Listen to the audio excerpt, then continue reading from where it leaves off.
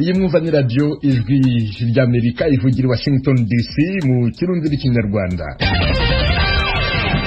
Mu Rwanda mutwumvira kuri FM 104 n'ibice bitatu no kuri FM 88 n'ibice bitatu, naho mu Burundi turi ku mirongo migufi ya shortwave kuri metero 19 na 22 muri kumwe na Veniste Nshimiyimana.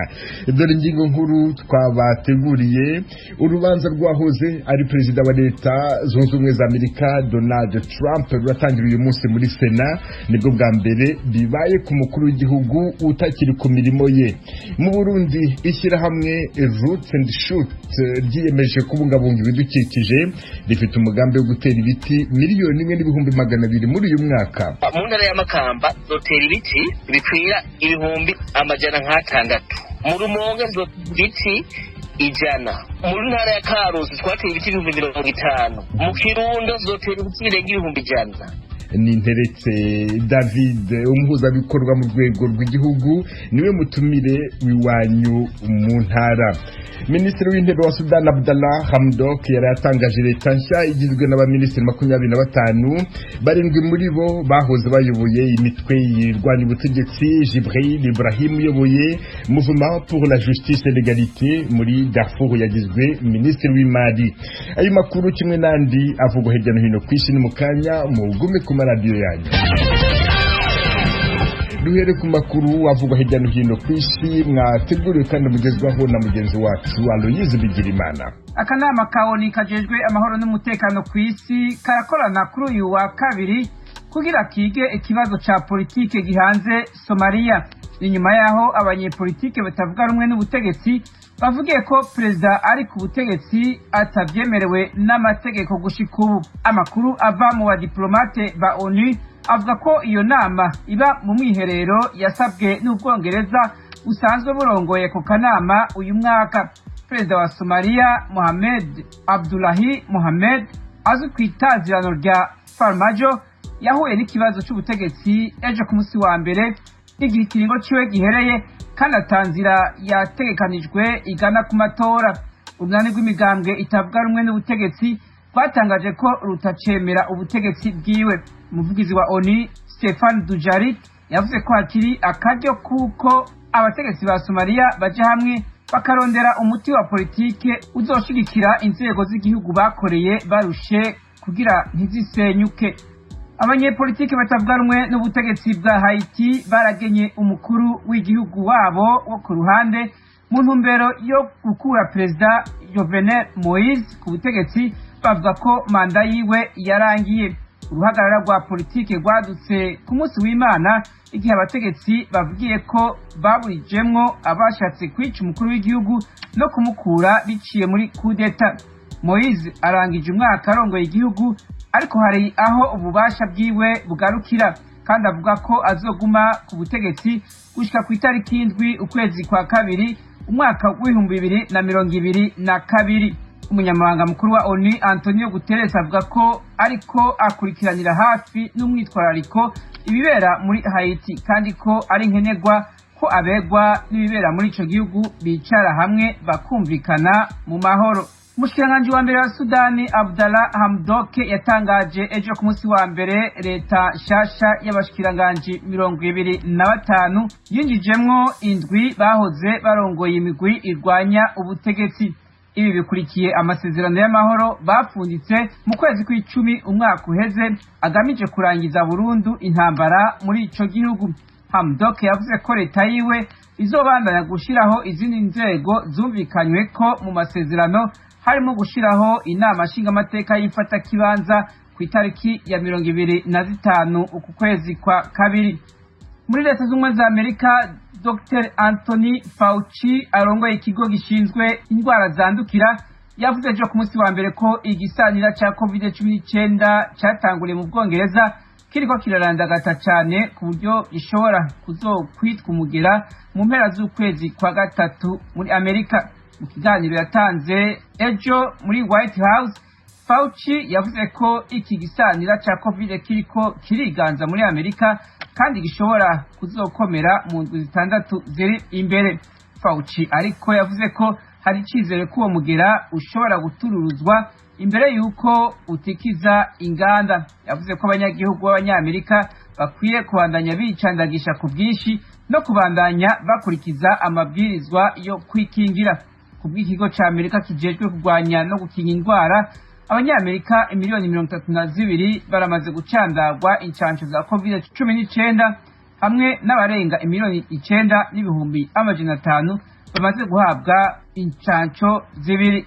Ishiramwe mpuzamakungu ONU hamwe n'abahinga bigenga bavuga ko imwe mu makambi manini ya Al-Hol muri Syria yatewemwo ibitero vya rokete igabwamwo n'ubwicanyi hafa abantu 18 umwaka ugitangura.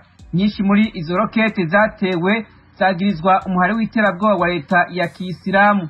Ibi bitero muri ikambi yo mu buraruko bushira ubuseruko bwa Syria byarateye ubwoba bw'uko uwo muhari woba ugiye kongera kuvyuka muri ako karere. Abategetsi mu mashirahamwe atanga imfashanyo hamwe n'abashakashatsi bavuga ko iyo kambi ya Al-Hol ibamwo abantu hafi 62,000 benshi ari abagore n'abana. Ejo ku munsi wa mbere umugwi w'abahinga ba ONU mu vy'agateka na muntu barungikiye amakete ibihugu 57 birimwo ibiri mu runani rwa gisirikare rurongowe na Leta z'Ubumwe za Amerika basaba gutahukana bidatevye abanyagihugu bose bagotewe muri iyo kambi.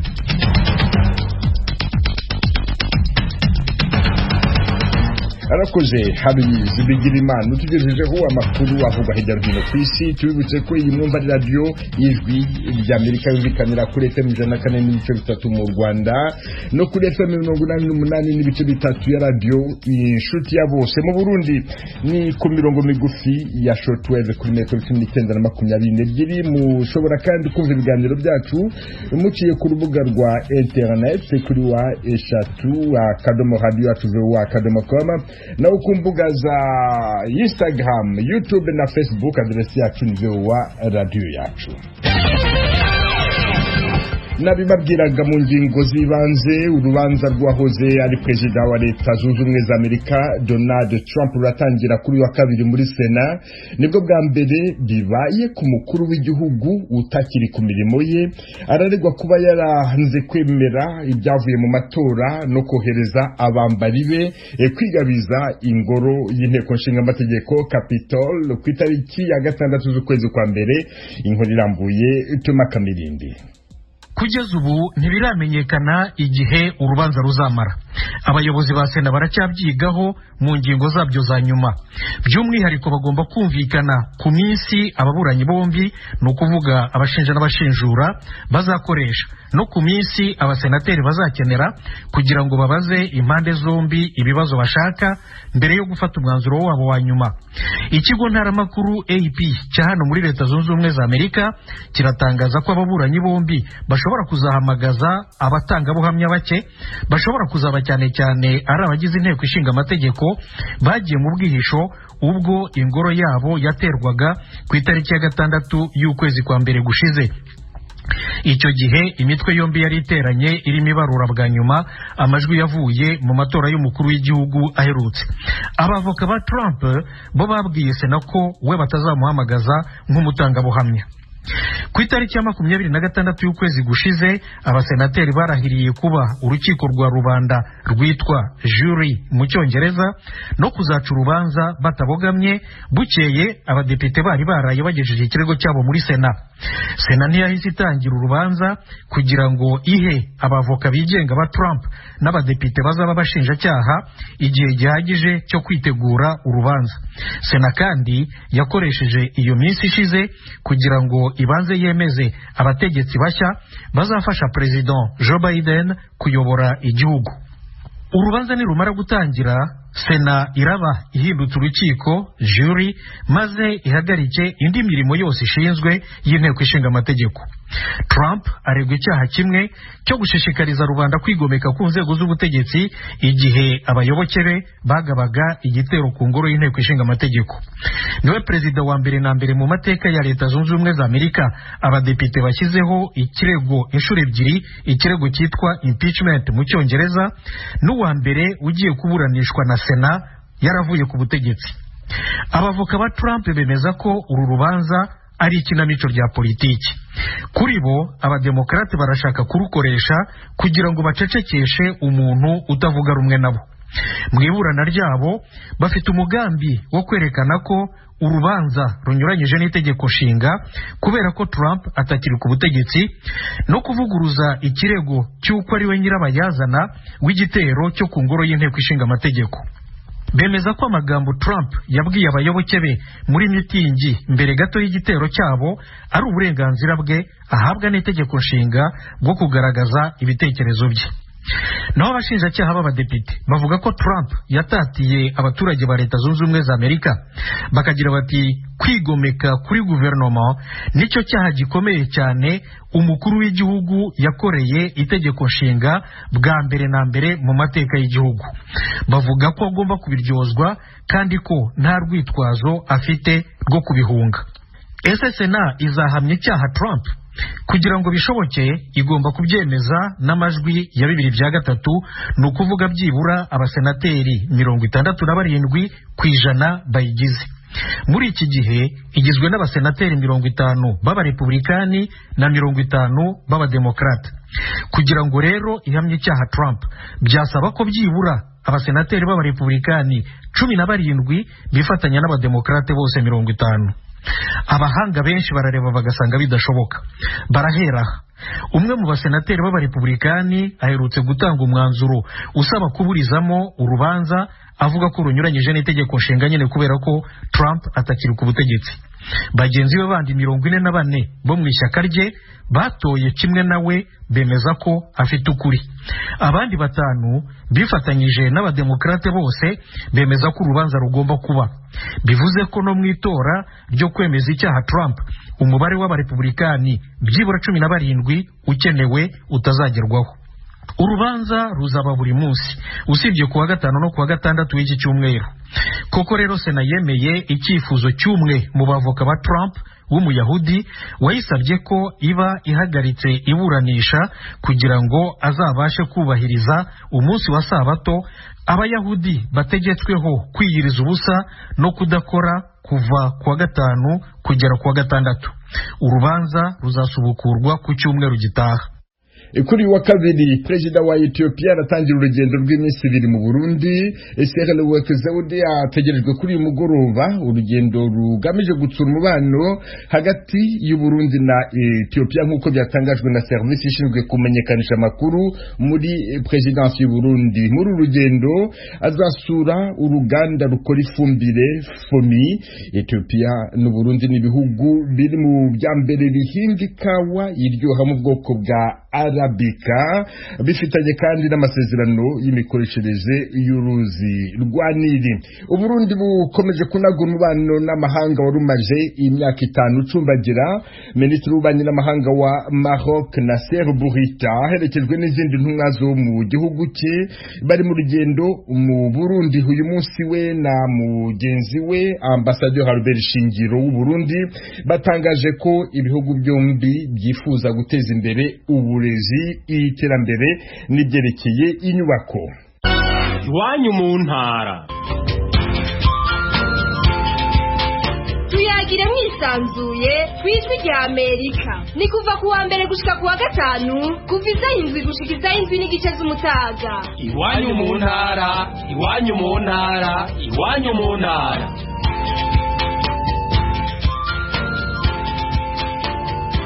Mukomeje kumva ijwi ry'Amerika ivugira Washington DC mu Kirundi n'Ikinyarwanda. Turi kuwa kabiri nk'uko mubimenyereye ijwi ry'Amerika ribatembereza mu ntara imwe muri 18 zigize igihugu cy'u Burundi, tugasura umushinga umwe muri myinshi ihari igamije guteza imbere abanyagihugu. Uyu munsi turi mu ntara ya Makamba muri komine Nyanzarake ku mutumba wa Kabondo. Hari ishyirahamwe Roots and Shoot Burundi rigamije guteza imbere ibidukikije. Turaganira n'umuhuzabikorwa waryo mu rwego rw'igihugu n'Interetse David. Ikaze ku ijwi ry'Amerika. Murakoze cyane. None uyu mugambi wanyu Roots and Shoot wajute washinzwe ryari kandi ushingwa nande? Uyu mugambi watanguye mu mwaka wa 1991 ushinzwe na Dr Jeanne Godare ku kubera yabonye yuko isi igiye kuzogeramirwa n'ibiza n'abantu bahonye amashamba n'abantu bahonye ibikoko n'abantu badakundana ubwabo ku bwabo. Acabona yuko yoshingiye porogaramu Seshusi umugambi w'ugwaruka wo gukingira ibidukikije. Uyu mugambi w'ugwaruka rero wo gukingira ibidukikije jewe ngiye mu buhungiro mu mwaka w'igihumbi kimwe n'amajana 1995 nawinjiyemo mu gihumbi kimwe n'amajana 1997 nawutangura nje ngaha mu Burundi cyo butanguza muri 2006. Uwo mudamu Godari uwo mugambi yawutangirije mu kihe gihugu? Watangwa muri leta y'Ikirundi cy'u Burundi. Watanguriye mu gihugu cya Tanzania igihumbi kimwe n'amajana 1991. Nuko mugeze Burundi ni hehe ntara ya mbere mwatangiriyemo uwo mugambi? Tugeze Burundi ahantu twatanguye gukorera mu ntara ya Makamba. Mugabe inama ya mbere twayigiriye i Bujumbura. Ego ibikorwa vya mbere twatanguye kubikorera mu ntara ya Makamba mwaka wa 2006. None nishira hamwe mwashinze i Burundi ni bande barimo nimba ari byo? Tubaza gushika ngaha kugira ngo ntishobore gukora tudafise ibituranga. Urabona mu nshobora gukora dufise ikikuranga twaciye tugira ishira hamwe. Iryo shira hamwe rero duje turishondera ugwaruka turondera n'abakuru n'abantu bakuze cyo twabura gukingira ibidukikije mu burere butandukanye bw'igihugu cy'u Burundi. Iyo uvuga gukingira ibidukikije mu bikingira n'uburyo ki? Igituma dukingira ibidukikije cyane murabona yuko Burundi dufise abantu benshi mu gihugu kandi murabona yuko tuguma twiyongera uko bukwiye ko bwije. Agiye kuraba rero mu bindi bihugu bakoresha ubuhinga bugezweho bwo guteka cyangwa bwo kubaka cyangwa gukora iby'ibindi. Mugabo turavye dusubona yuko tureza kwigisha ugwaruka kugira ngo hirya yejo tuzo turage ugwaruka igihugu kitatunaniye. Cyo turagugwaruka igihugu kimeze neza. Mu Burundi hari ama initiative menshi tuvuge hari uburyo bwize bwo gukingira ibidukikije. Mugabo muri cyane cyose turagerageza twigisha ugwaruka tukigisha abantu bose bashobora kugira ngo dufashanye kugira dukingire ibidukikije dutere ibiti byinshi bishoboka. Ducire ahantu haba nk'amashamba ayo mashamba yosha hanyuma twongeye tugerageze turabe nk'ahantu hahuye n'imyuzurira twati imisozi ducuka imikobeko ivyo byose bifasha igihugu.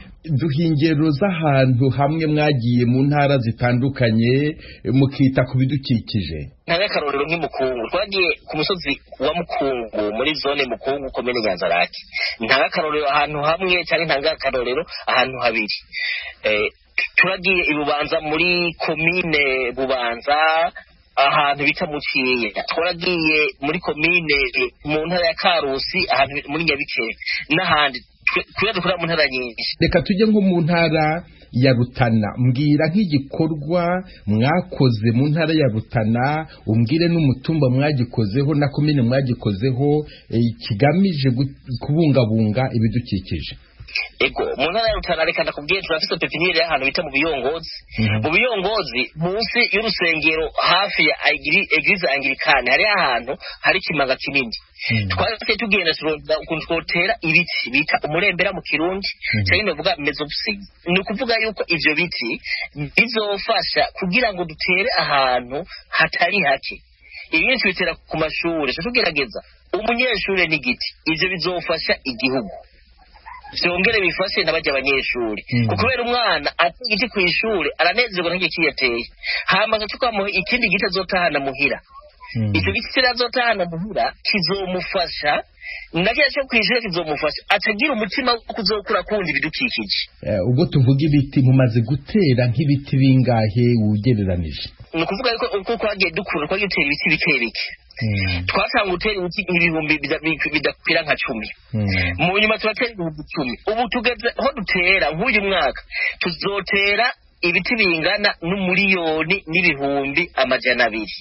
Ati ibyo biti muzobitera mu ntara izahe?